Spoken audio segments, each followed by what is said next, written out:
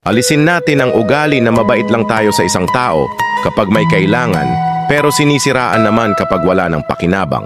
Minsan kasi, may mga tao lang talaga na lalapit lang kapag may kailangan. Pero kapag tapos na, bigla ka nang hindi kilala. Worse, sila pa ang unang naninira sa'yo sa iba. Lahat tayo may pinagdaanan sa mga taong ganyan.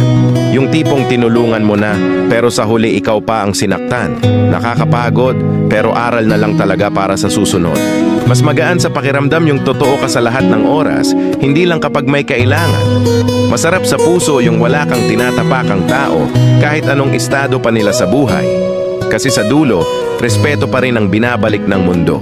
Walang masama tumulong. Pero piliin din natin ang mga taong hindi lang marunong tumanggap, kundi marunong ding tumanaw ng utang na loob. Hindi yung kapag nakuha na nila gusto nila, bigla ka ng ghosted. Parang promo lang na expired na, wala ka ng halaga. Kung ayaw natin ng ganitong trato sa atin, wag din nating gawin sa iba. Kasi ang ugali, bumabalik din sa'yo. Kaya piliin maging mabuti kahit walang kapalit.